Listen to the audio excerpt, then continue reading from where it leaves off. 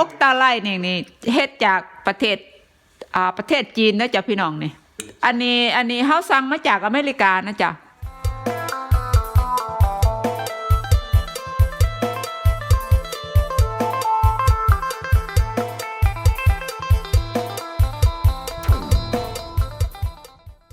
มาจ้ะพี่น้องมาเบิ่งเนาะจ๊ะเนาะตอนนี้เฮาก็นี่จ้ะอันนี้เฮาก็ล้างเรียบร้อยแล้วนะจ๊ะพี่น้องบัดทีนี้เฮาสิมาปั่นจ้ะเฮาสิมาปั่นออกกับเครื่องนี่เนาะจ๊ะเนาะมาปั่นออกจ้ะให้มันเบิ่งใหม่นะจ๊ะพี่น้องแต่ก่อนเฮาก็มันเป็นของเก่านะจ๊ะเฮาก็มาล้างนะจ๊ะทีนี้เฮาก็สิมาปั่นเนาะจ๊ะก่อนเฮาสิเอาไปใส่รถเฮาก็ต้องปั่นซะก่อนปั่นม่วนหน่อยๆมันบ่มีทีปั่นนะจ๊ะต้องนั่งปั่นจังซี่จ้ะมันจังสิคอนโทรลมันได้นะจ๊ะ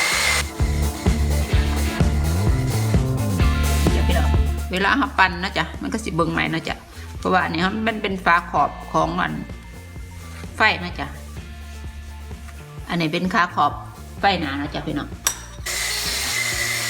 นี่จ้ะคิดว่าซ้ำนี่ก็คือสิเอาใส่รถได้แล้วเนาะจ๊ะพี่น้องนี่จ้ะมันก็เบิ่งดีคือหลายกว่าเก่าได้จ้ะพี่น้องแต่ที่อ้อยเสาบนโซ่ให้พี่น้องเบิ่งตอนมันคันเอามาล้างเนาะจ้ะมันสิเป็นคนละสินกันเลยได้จ้ะนี่ถ้าเฮาล้างแล้วเนาะจ้ะนี่จ้ะเฮาล้างแล้วจ้ะนี่มันก็สิเบิ่งใหม่เบิ่งงามเนาะจ้ะอันนี้คือกันเนาะจ้ะอันนี้จ้ะแต่ว่าเฮาก็สิมาล้างข้างในอีกได้จ้ะพี่น้องนี่บ่คันแล้วแล้วจ้ะนี่เพราะว่ามันเป็นสีเหลืองๆนี่จ้ะต้องล้างให้มันเป็นแบบแววๆคือจังข้างนอกนี่จ้ะต้องล้างอีกเนาะจ้ะพี่น้องสำหรับอันนี้ก็คือกันจ้ะอันนี้ก็เป็นของเก่านะจ้ะเพราะว่าเฮาสิล้างเบิ่งว่าเฮาสิมันสิเป็นจังได๋นะจ้ะก็สิล้างเก็บไว้เพื่อว่าสิใส่กับคันเบิ่งกันไปจ้ะตอนนี้ก็นี่จ้ะพี่น้องนี่ก็ไฟมันนะจ้ะ2อันนี้อันเก่านะจ้ะนี่แต่ว่าเฮาล้างไว้ก่อนแต่ว่าเฮาสิใส่อันใหม่แล้วจ้ะกับอันที่เฮาล้างๆไปเนี่ยเฮาสิเบิ่งก่อนนะจ้ะมันเป็นจังได๋นะจ้ะพี่น้องโอเคค่ะ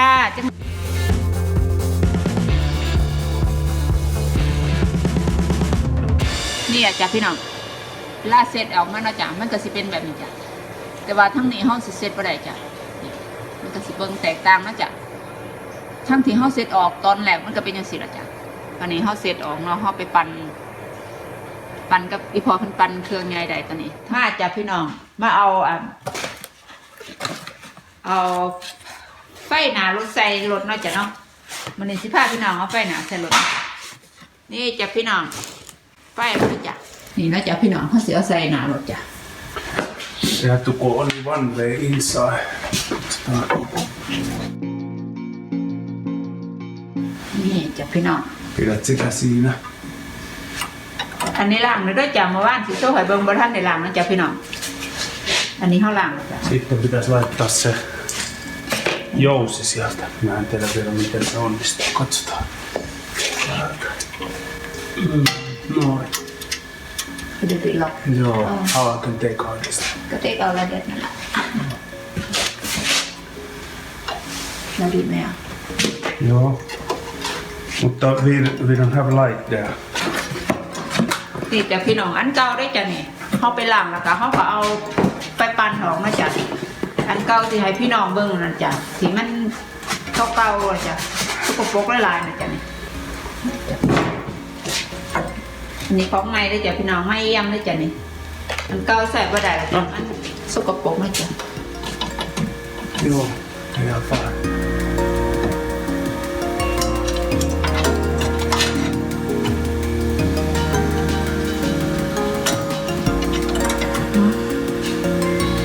Push light sen. เจ้า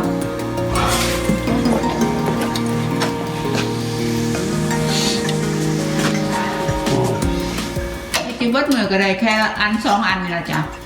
โอเคบอกพี่นักที่รักจ้ะโอเคยังเป็นไฟที่เขาซื้อมาใหม่นะจ้ะเขาบอกว่าอกตาไลนี่เฮ็ดจากประเทศจีนนะจ้ะพี่น้องนี่อันนี้เขาสั่งมาจากอเมริกานะจ้ะแต่ว่านี่จริงๆเขาเฮ็ดมาจากประเทศจีนจ้ะพี่น้องอันนี้จ้ะพี่น้องเบิ่งได้บัดนี้จ้ะบัดนี้ที่รักจะเยอะ อันนี้นี่เป็นของติดมาน้ำรถนะจ๊ะอันนี้สิ70 80 ปีแล้วพี่น้องอันนี้เป็นของที่ซื้อใหม่จ้ะอันนี้เป็นของเก่าจ้ะพี่น้องมองเด้อมันแตกต่างกันนะจ๊ะนี่มันสิมีโลโก้ของมันอยู่ข้างในนี่จ้ะอันนี้ว่ามีหยังจ้ะแล้วนี้เบิ่งข้างหลังนะจ๊ะอันนี้ข้างหลังนี่มันสิมีแค่สองอันนะจ๊ะสำหรับเฮ็ดไฟแต่ว่าอันนี้มันเป็นของก๊อปปี้นะจ๊ะพี่น้องมันก็เลยสิเป็นจังซี่จ้ะคันเฮาใส่อันเก่าได้เฮาก็อยากใส่จ้ะแต่นี่มันใส่บ่ได้พี่น้องก็เลยต้องใส่อันนี้ไปก่อนนะจ๊ะเนาะเพื่อเฮามีทางสิฟิกอันเก่าเฮาก็อยากใส่ของเก่ามันนะจ๊ะบางสิ่งบางอย่างเฮาสิใส่ของเก่าเฮาสิฟิกได้เฮาก็สิใส่จากของเก่าเพราะว่าของเก่ามันสิดีหลายนะพี่น้อง No niin, anna se lamppu. Sinä tuut baru mikä tämä pulo. Joo. Tuo sama luvi. Joo. Nottonne nainen pinon sansan että lutkana. Noin sitten laitetaan se jousis. Tuutti minä on tukam Joo. Not take off. Joo. Det här att jag spring. ต้องเอาสปริงขึ้นมากอก่อนพี่น้องรถบิ๊กหน่อยทำให้สน่อยรถบิ๊กหน่อย Ja. Wind. Wind. Or what? Or big bad wolf come to blowing or what? เดี๋ยวเราจะพี่น้องมันเปียกอะไรอยู่อันนึงจ้า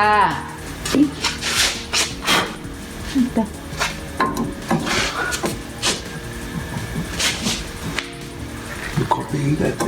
big bad wolf. What blowing was? It's blowing was no. No.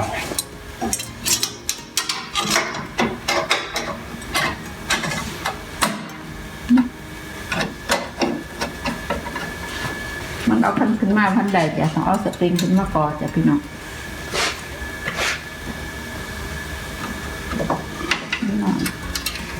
ตอนนี้ก็ได้แล้วจ้ะแนนเปียดิดเนม very strong Thailand แนนเปีย Jaha. ภาษาลาวเลยที่ลาวลาวเปียจ้ะแนนเปีย Sitten tää säädö. Suuntaus.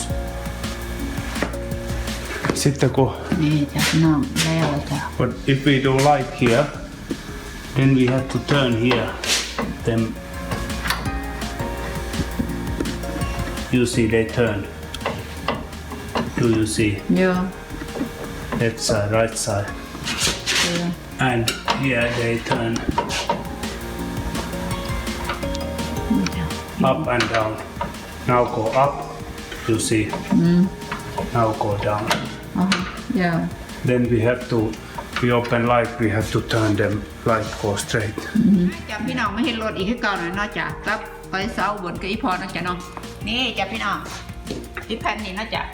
ที่เอาไว้เสาบนปั้นนั่นแหละจ้ะมื้อนี้เฮาก็สิเอามาใส่รถนะจ้ะเนาะ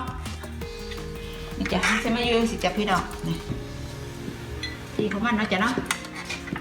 เบิ่งเด้อจ้ะพี่น้องการที่เอาเฮ็ดรถก่อนนะจ้ะเอา This No one, niin. that side. นี่จ้ะเอาตัวนี้ใส่ก่อนพี่น้องเอาใส่บดีกับพี่ซิดรุดได้เด้อพี่น้องเอ้ยนี่มันเป็นตัวล็อกจ้ะนี่เอากระสิเอามาใส่ในระหว่างประมาณทั้งนี้ละจ้ะก็นี่ละจ้ะมันสีจงสีเนาะแต่มันก็สิมากอนี่จ้ะ Haluatko sinä tulla nää laittaa nää? สิอะไร Täällä on vähän vittu. ฮัลโหลโก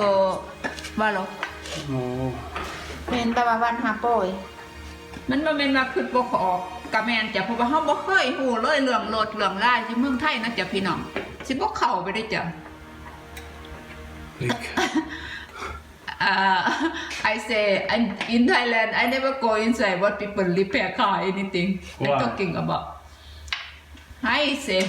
Oh, are you? Smell. So, oh, do you try to be madam? no Thailand have rule for what man and woman can do. some more something women not do men do No. Thailand we have like that we Käydä don't have laittamassa same sinne se kumi. เดี๋ยวก็นึกจะพี่น้องเอาไปย่างใส่ซอยเพิ่นทั้งฝนก่อนนะจ๊ะแต่ว่าสิให้พี่น้องมันอยู่ตรงไหนแต่ทักน้อยจ้ะเฮาสิมาเอานี่ใส่ก่อนจ้ะพี่น้องเป็นแบบไหนพี่น้องจ้ะแบบนี้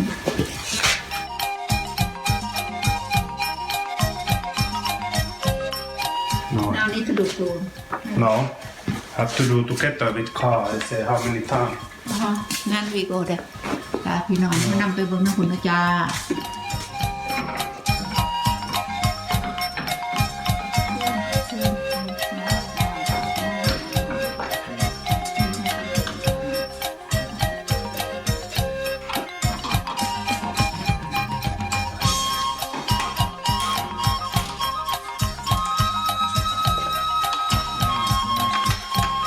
Halusin sen niin, että se ei pääse putoamaan sieltä ajossa. เนาะ Yeah, we can do like that also. I can turn it later.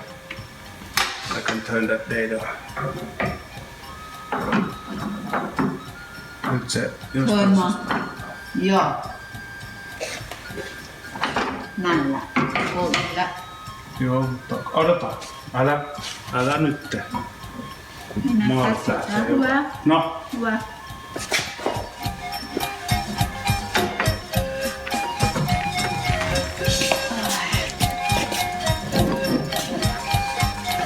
นี่แหละพี่น้อง